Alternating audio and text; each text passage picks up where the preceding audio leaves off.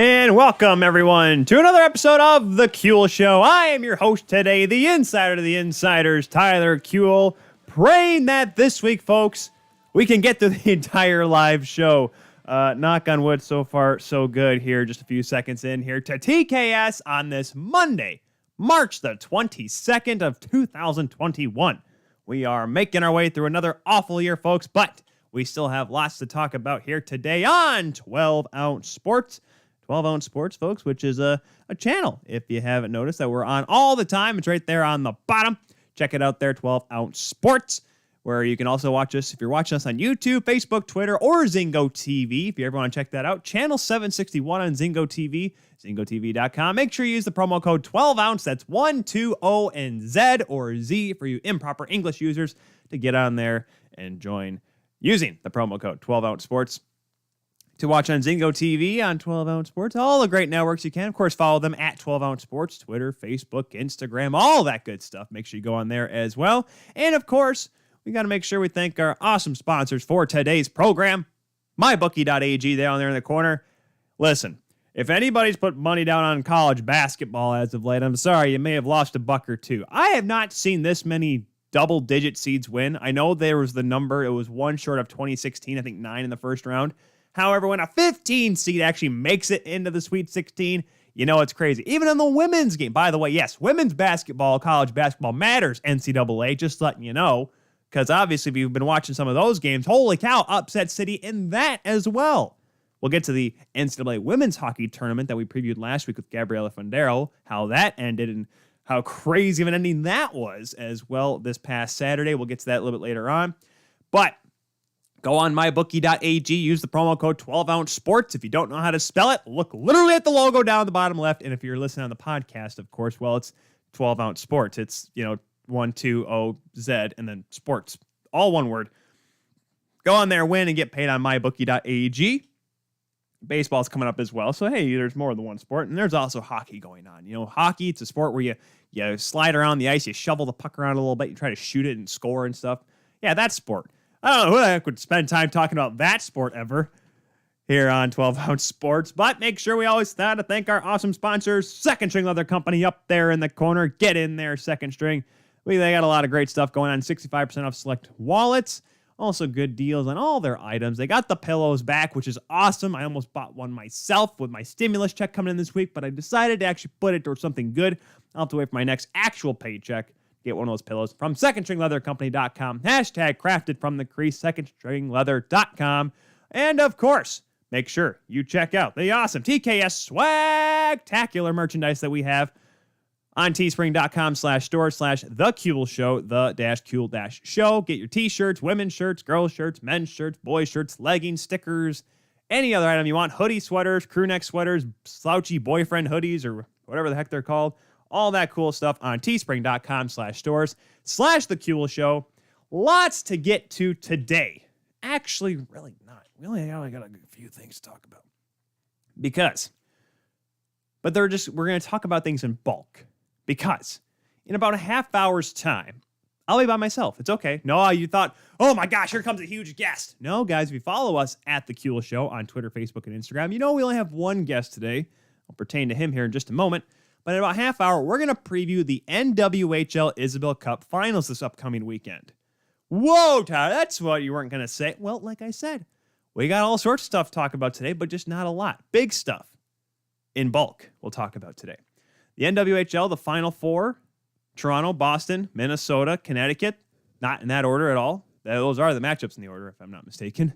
But we'll talk about those 4 games and who I think is going to take home the Isabel Cup this year. I made sure I was neutral as heck. I was thought about wearing my Toronto 6 shirt, but I'm like, you know what?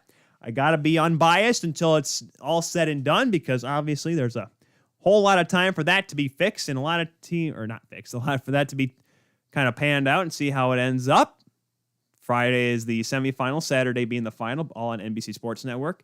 And of course, there's also something else going on that weekend as well. Not just the fact that there's the state championships this weekend that I'll be calling for MHSAA, but also the fact that the NCAA, the men's Division I, NCAA tournament regionals are going on this weekend as well. 16 teams have punched their ticket to the dance. Some obviously were omitted that we must discuss, and we're going to be joined by none other than college hockey analyst from the land of 10,000 lakes, Pat Micheletti, coming back for a second time here, first time this calendar year. We'll be talking with him about it, previewing who he thinks and who I think is going to make it to the Frozen Four going in Pittsburgh, even though it should have been in Detroit. They should have just gone back to Detroit next year, but that's neither here nor there. I don't need to go off that bridge once again.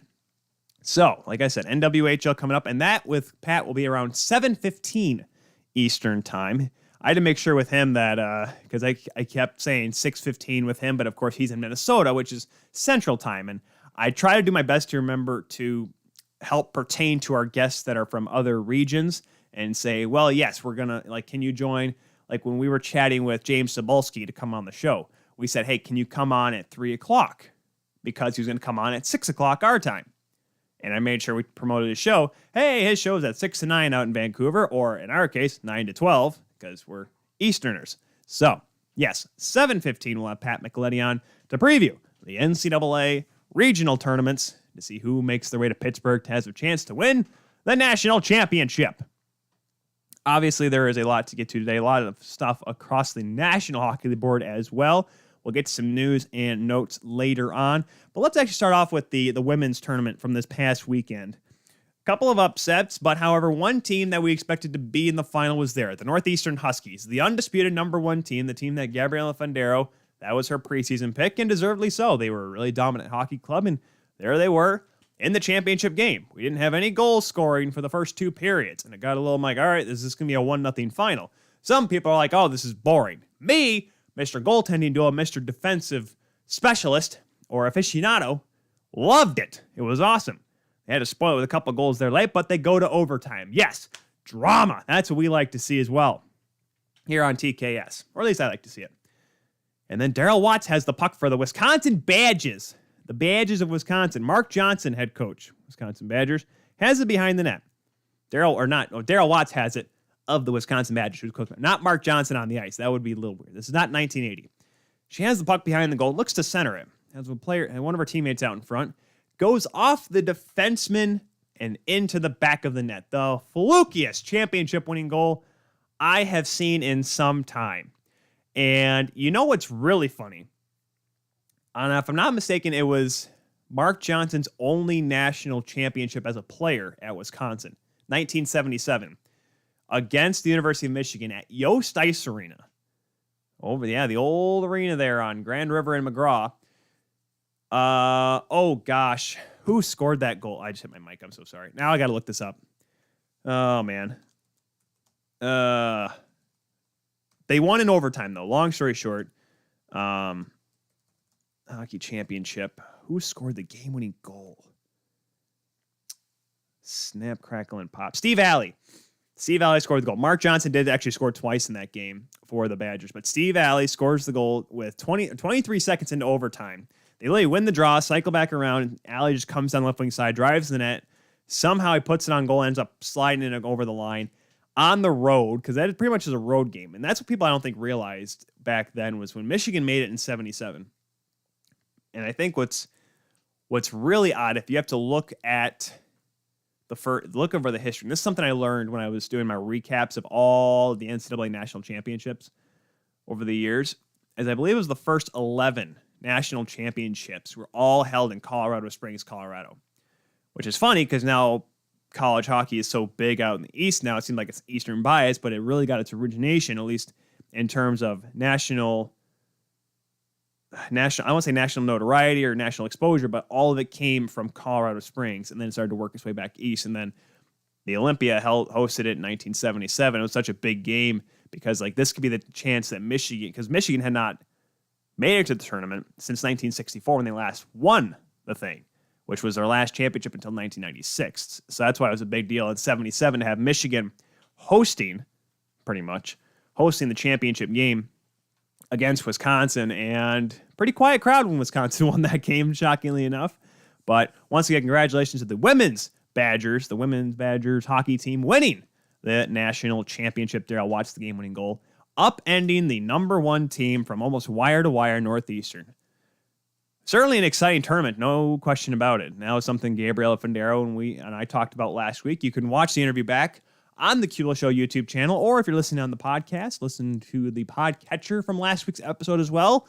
It'll pretty much just be both of us breaking down all the teams that were in the tournament. And, I was kind of with her with the Northeastern. I thought, I did believe Wisconsin was going to be good. I didn't think they were going to win it, to be honest with you. I thought that matchup was going to go Northeastern's way just because I thought Northeastern had more depth and talent, and I thought their goaltending would be a little bit better. And just unfortunately, their goaltending was good. Just had one unfortunate bounce that did not go their way. The Wisconsin goal was like the dad chiming in. The Oilers, that Wisconsin goal was like the Oilers Steve Smith goal. Well, not necessarily. Okay. In terms of the fact that the puck came from behind the net, Dad, yes, that is true. However, I must correct you, Dad. Steve Smith, of course, of the Edmonton Oilers back in the 86, he's talking about the 86 Smythe Division final. He's talking about, my dad is, chiming in here on the YouTube chat. You're wrong in the one aspect, the fact that Steve Smith played for the Oilers, so it was friendly fire, that goal, and that one also went off the goaltender's foot. But in terms of, yes, banking off someone and a game that ended up winning a series or winning a championship in this case, in Wisconsin's case, what people don't quite remember, though, is that goal by Steve Smith, or the own goal by Steve Smith, happened so early in the third period. It wasn't like it was like a minute 20 left. This was like early in the third period. And somehow Edmonton, this high-powered Edmonton Oilers offense, could not recover. One of those little-known facts for you about Steve Smith. Steve Smith, who was recently fired from the Buffalo Sabres, which is where we're going to carry to now. The Buffalo Sabres firing Ralph Krueger last week after a 12-game in the midst of a 12-game losing streak. Yeah, the Buffalo Sabres, guys, and I talked about it quite a bit last week on the show. They're not good. Like, I thought, and I said this before the season, I said New Jersey was going to be Detroit bad this year. How was I supposed to guess that the Buffalo Sabres, who actually have quite a bit of young talent on their roster, that they were going to be Detroit bad this year? I tried to get a couple people on the show. Unfortunately, I couldn't get either. But you have to look at the fact that how can they be this bad for this long, the Buffalo Sabres? I wonder how bad this team can be and for as long as they can be. Excuse me, I got a runny nose here. I cleaned myself there because I don't know why my nose started running all of a sudden. They're 6-19-4. They do play tonight at 7 o'clock. They're taking on the Rangers, who all of a sudden look like the favorite to win that game by a landslide. But let's just take a quick look at their schedule here, because you got to wonder if they'll ever get a win at this point. And so their game again on Saturday got postponed due to COVID protocols, but they had not, 1, 2, 3, 4, 5, 6, 7, 8, 9, 10, 11, 12, 13. They're at 13 games now. So they've only played one game since they brought in Don Granato to be the interim head coach. Granato, who has coached at the collegiate level, head coach. He's been an associate head coach in the American League, head coach in the American League, assistant coach in the National Hockey League as well. Done a lot with the St. Louis Blues. Never been a head coach in the NHL. His assistants are going to be Matt Ellis, former Grand Rapids Griffins captain and legend Matt Ellis, and Dan Girardi, former New York Ranger, Tampa Bay Lightning. Yeah, those are the two big teams that he played for back in his time. There's probably a couple teams thrown in there, but Tampa and the Rangers are the two teams that Girardi was most known for. They're named his interim assistants. So, now what does this mean for the Buffalo Sabres? Jack Eichel, as far as we know, is still out for the foreseeable future. I don't know if there's something I could say differently from what I said last week, because I kind of just went on the Buffalo Sabres are bad and whatnot, but now it's turned into what to do with the Buffalo Sabres. What the Buffalo is going on? Like that has now become a verb to be completely abysmal despite having the cards in your favor. That team was garbage to get Connor McDavid. Jack Eichel. They ended up getting Jack Eichel instead of Connor McDavid, but You thought, all right, you know what? We didn't get the generational talent, but we still got a really good player. As Chris Rock said in The Longest Yard, we didn't get the whole Hershey's bar, but we got a Hershey's Kiss. You know what? A little something's better than nothing. And what have they done with Jack Eichel? Gave him an $80 million contract and pretty much signed him to a team that is just going to suck for so long, for his entire contract. I'm trying to think of a player that literally signs with a team and realize that this entire contract, the entire time he's there, he's just going to be bad. Like Marcel Dionne was a Detroit Red Wing, and he was able to get out of there because they were bad. And what did Marcel Dionne do? Ended up becoming one of the greatest players to unfortunately never win the Stanley Cup. Marcel wouldn't, and before Dad you'd say anything, Marcel Dionne would never have won a Stanley Cup with Detroit, and you know that. He played in the 70s for them, and then partly into the 80s before he got traded to the Rangers. Regardless, my thing is 86. Dad just look back at the YouTube chat here. Dad says 86 Stanley Cup playoffs were against the New York Islanders. Dad, don't you dare try to correct me. You are wrong. It was against the Flames in the Smythe Division Final. The Islanders and the Oilers, those two finals were in 83 and 84. Now, yes, they did play back in 81 against each other in the second round of the playoffs. But the 86 playoffs, the Steve Smith goal, just go watch. Dad, you're on YouTube. Just search Steve Smith own goal. It was against Calgary. I know this. Anyways, back to the bad, sad Buffalo Sabres. I don't understand. Oh, breaking news here. Oilers, Canadiens. Oh my gosh, guys, it's officially happened. The first game in the North Division has been postponed. Oilers and Canadiens have been postponed tonight. Wow.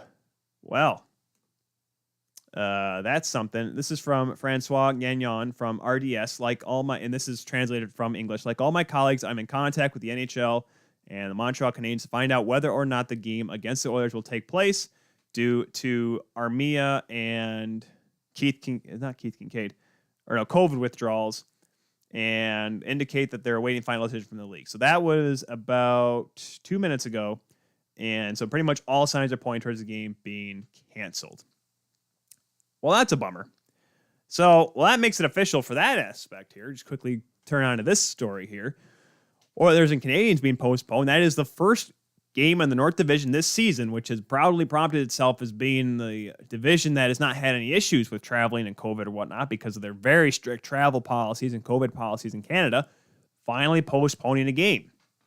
And, it's a bummer. Obviously, it's seemingly like it was going to happen eventually, but you really thought maybe, just maybe, that it was going to happen.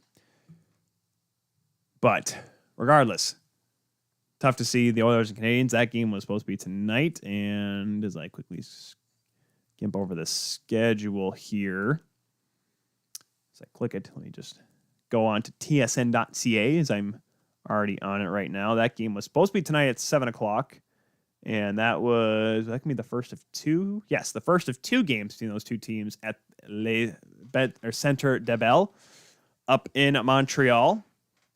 So, obviously, it's a real bummer on that news front because I'm pretty sure it would have been a pretty interesting couple of games because Edmonton and Winnipeg right now, with the way the Leafs have played as of late, they're really making their way up and possibly competing for the North Division title, which at one point looked like it was going to be all Toronto, and then they decided they weren't going to win for a few games. Not as bad as Buffalo, but you get the point.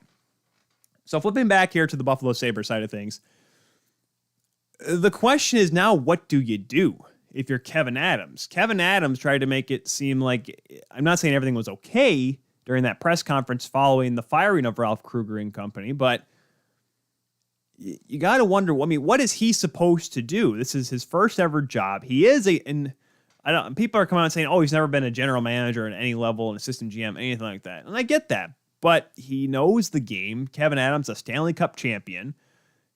He's played in the NHL for a very long time. I don't think he hit like 1,000 games, but he played in there for a good cup of coffee. And I wonder what the plan is moving forward now. You have Taylor Hall signed through the rest of the season, but you can let him walk for free and try to move him. The odds are seeming like you have to try to move him. whether it be you move him for less or you retain something, but you got to find a way to get rid of him and get something back. Eric Stahl's the same way. Eric Stahl, who seemed like he just doesn't want to be there in general because he looks so frustrated. And of course, we have the big fish, Jack Eichel. Now, Jack Eichel's contract, like we talked about off the top, it was an $80 million contract they signed. And everyone looked at it and said to ourselves, what did we all say? This is going to be bad. Because why? Because he signed with the Buffalo Sabres for almost a decade. Yet, here we are, a team on the back end. Somehow the Buffalo Sabres have spent more money than the Toronto Maple Leafs this year, according to CapFriendly.com here. Jack Eichel, 10 years through 2026. However, here's the kicker. It's a no move clause from 2022 to 2023. So this season and next are the final two seasons that Jack Eichel could be dealt, no questions asked.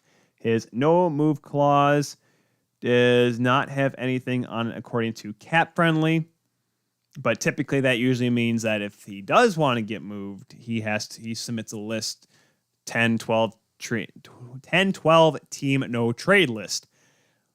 This is looking like a deal that I'm pretty sure Jack Eichel, because he signed this back on October the 3rd of 2017, when the Buffalo Sabres were still bad. Still very bad. I don't think anyone can ignore that. However, I like to see the fact that he thought maybe there'd be signs of improvement, but at that point there really wasn't. So, which I'm kind of shocked he signed for that long. That was maybe a money thing for the youngster. He is a kid, and I don't think it was Botterill at the time was the GM.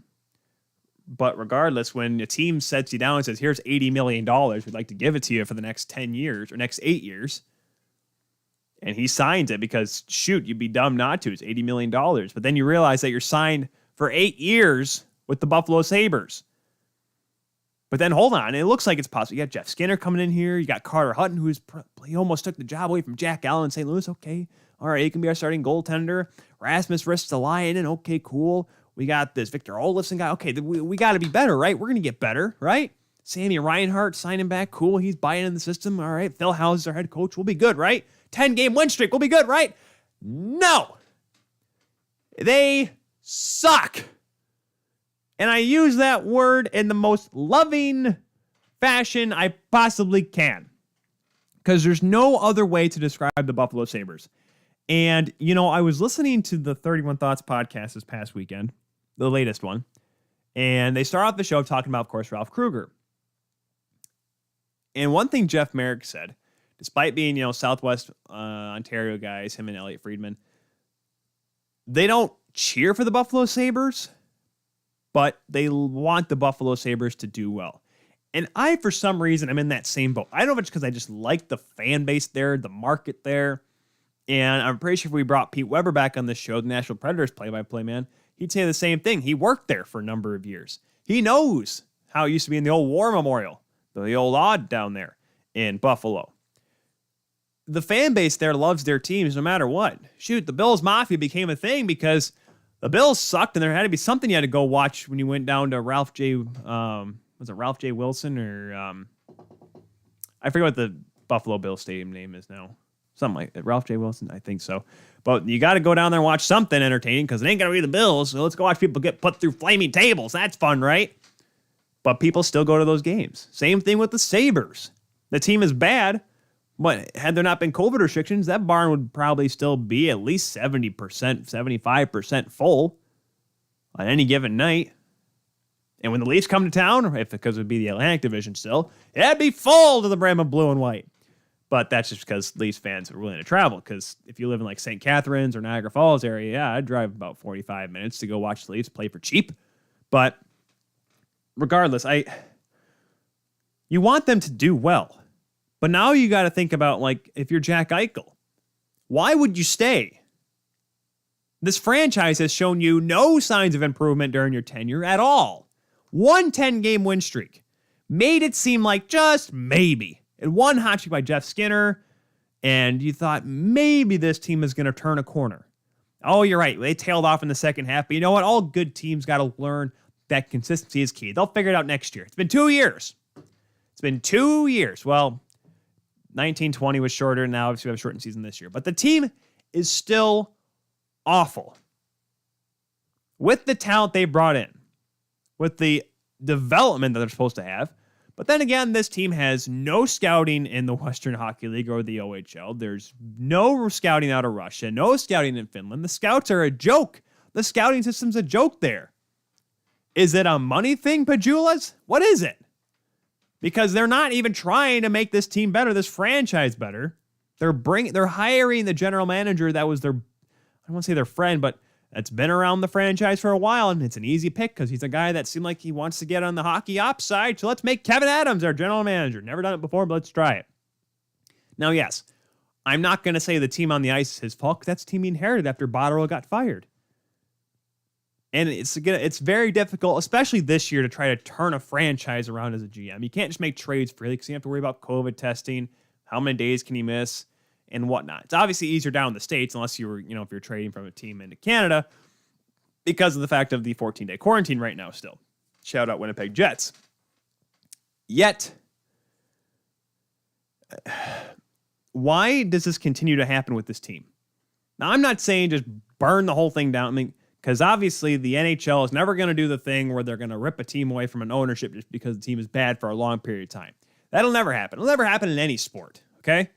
Just look at the Marlins, for example. That's because Derek Jeter is, baseball god, and obviously you can't take it away from him because it's Derek Jeter, even though he just traded Giancarlo Stanton a few years back for literally a bag of balls and a Gatorade bottle. So, regardless, I look at the Sabres, and I seriously tried to figure out what do they need to do to get better. Because something is lingering within that franchise, in the locker room there at First Niagara Center, that just somehow makes it incapable for them to win. There is a mantra, there is an attitude of playing for Buffalo right now that is not positive, not optimistic, and the work ethic is showing. The team is getting kicked up and down the ice every single night. Poor Rick Jeanneret is just living right now in exile because he's just like, what? I can't do a real good Rick Jeanneret right now. Hold on. What are we doing right now? What is going on with the Buffalo Sabres? That's my best Rick Jeanneret impression. I'm sorry. I'm not the best at him. But you know what I mean, guys. Like, what is this team actually trying to do? Are they trying to get better? Because let's just fire the coach. That's the best thing we can do right now. Yes, because Ralph Krueger, who, by the way, had the team at about 500 last season before the season pause. He was not doing an awful job. He just, wasn't in the playoffs yet in his first season? And then, yes, he went on a 12-game losing streak here because, yes, the players gave up on him and what have you, but I don't know. I feel like it's all pointing to the fact that I don't want to say the word tank because they tanked already and they got Jack Eichel and they still suck. But it's seeming like you have to get rid of all these big name players. You have to find a way to get rid of Skinner, get rid of Stahl. And yes, I'm going to say it, kids, get rid of Eichel, rest the line, and get rid of any player right now that's a part of your core and start a brand new one. Because for some reason, this core, despite the talent that it's supposed to possess and supposed to put on the ice, hasn't done jack squat. Why is this such a difficult concept to get? If your team's not playing well, figure out, change something. The coaches have changed over and over and over and over and over and over and over and over and over and over and over and over again, and nothing has changed. So why is Ralph Krueger he is the martyr in this scenario, but why is he the guy that you think you need to get rid of? Seriously. This trade deadline should be just sell it all, be the sell it all Sabres, because everyone has a price tag this year. I don't get why that should be an issue. Yes, everyone's like, but Jack Eichel's still great. Yes, he is. However, it's not working with him. It's not working with the players around him. Yes, now we've learned that the Pegulas and Pajulas, people say it on both ways. I'm going to say Pajulas. They clearly have, despite this awesome, passion for the Sabres, they have shown that they're cheapies and they really don't care for the success of this hockey club or the image of it being a positive one, as we've learned in the past as well. So I don't know if you're Kevyn Adams, you just got to find a way to start making this team better. Get rid of the big name players, start a brand new core, start it all over, start from scratch. If you want it to be your team, or if it is Terry in your ear, let's get rid of Ralph Krueger. This would be a really good idea. Fire him right now.